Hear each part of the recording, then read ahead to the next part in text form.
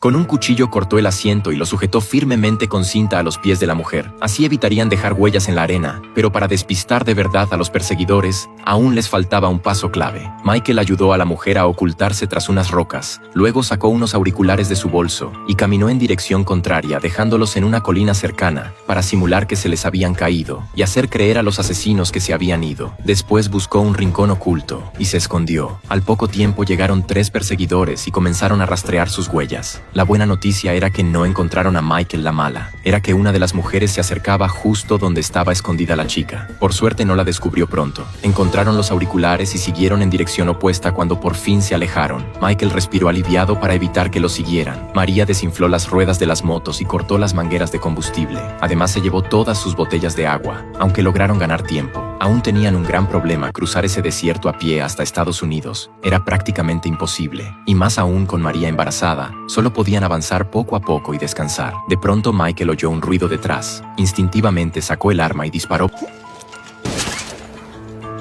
Por suerte, solo era una lata abandonada. Encontrar basura allí era buena señal. Indicaba que había una salida cercana, pero ese disparo reveló su posición. Los 3 perseguidores, al oírlo, no tardaron en seguir el rastro sin saber el peligro que se acercaba. Michael contactaba con un amigo en Estados Unidos. Le pidió que fuera a la frontera a recogerlos. En ese momento un reflejo le dio en la cara y vio que los asesinos ya estaban cerca. La mujer guardó su cuchillo con calma y empezó a acercarse. Sin prisa Michael tomó a María y corrieron hacia la frontera. Pero los perseguidores eran muy rápidos.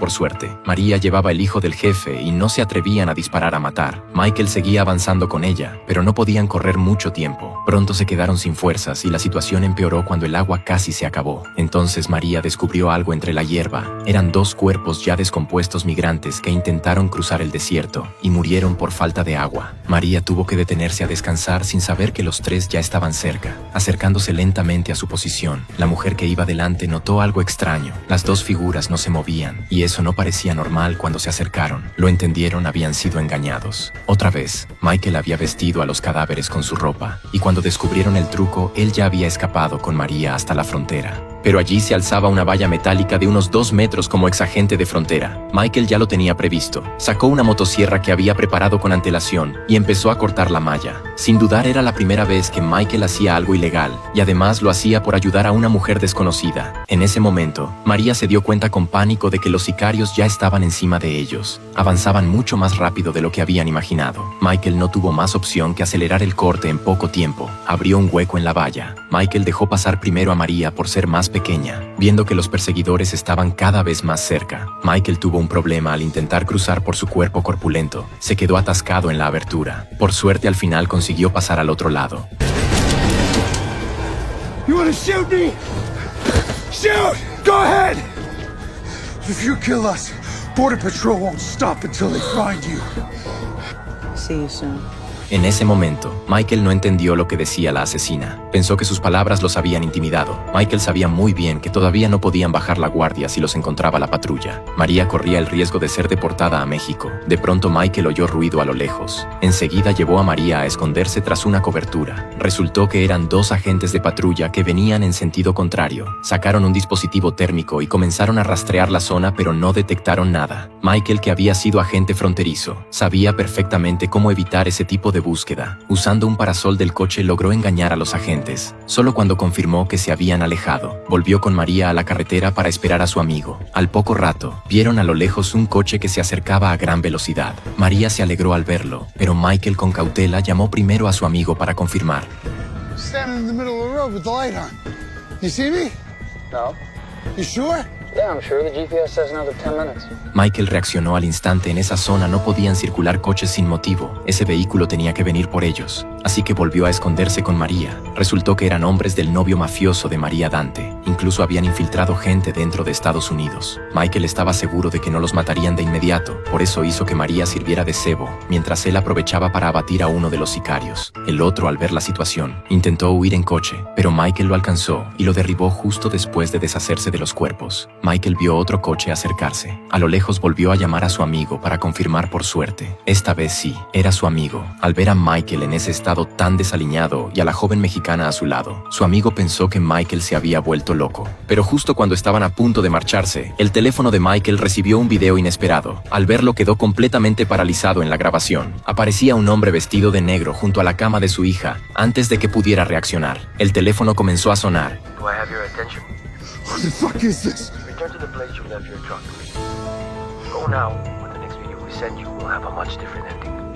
Después de colgar, Michael dejó a María al cuidado de su amigo y emprendió el regreso sin mirar atrás. Hasta la mañana siguiente, apenas había recorrido la mitad del camino durante el trayecto, se cruzó con 3 jóvenes que intentaban cruzar ilegalmente de México a Estados Unidos. Al verlo caminar en dirección contraria, los 3 quedaron desconcertados tras seguir avanzando durante horas. Michael finalmente regresó al lugar donde dejó la camioneta. La asesina que lo había perseguido lo esperaba allí solo. Entonces comprendió el verdadero significado de sus palabras. De antes, el vehículo terminó deteniéndose frente a una plaza de toros. En ese momento, Michael aún ignoraba las intenciones reales del grupo. Comenzó a caminar hacia el recinto antes de entrar. Los sicarios le quitaron todas sus pertenencias. Entonces, el hombre que estaba en lo más alto de las gradas le ordenó acercarse hasta él por la seguridad de su hija. Michael no tuvo otra opción que subir lentamente. El hombre se llamaba Juan y era el líder de uno de los mayores cárteles de México. Juan había enviado asesinos tras Michael, no solo por culpa de María. Lo más importante era poner a prueba sus capacidades, y el resultado lo dejó satisfecho. Ahora quería que Michael trabajara para él, y a cambio dejaría en paz a su hija. Dante observaba el trato entre su tío y Michael. Aunque estaba furioso, no podía intervenir. Michael no sabía qué clase de misión le esperaba, pero por proteger a su hija, solo podía aceptar temporalmente cuando regresó a la cabaña para esperar nuevas órdenes. Lo que vio frente a él lo llenó de rabia. La pequeña casa que había construido con tanto esfuerzo había sido reducida a cenizas. Michael giró la cabeza y vio a Dante a lo lejos sonriendo con arrogancia. Ambos se miraron con odio profundo. Como los mafiosos le quitaron el transporte, tuvo que bajar hasta una tienda cercana y usar el teléfono del dueño para llamar a Frank. El actual novio de su ex esposa le pidió que sacara cuanto antes a su familia de Estados Unidos y le advirtió que no hablara del tema con nadie. Después de arreglar todo eso, Michael secuestró una pequeña avioneta con la intención de huir de México de una vez por todas. Cuando el avión despegó, por fin pudo relajarse un poco. Sin embargo, poco después empezó a notar algo extraño. Apenas llevaban unos minutos en el aire y el piloto ya estaba descendiendo antes de que Michael pudiera reaccionar. La avioneta aterrizó en una granja aislada. Dante y sus hombres ya estaban esperando allí. Michael no podía creer que lo hubieran atrapado otra vez.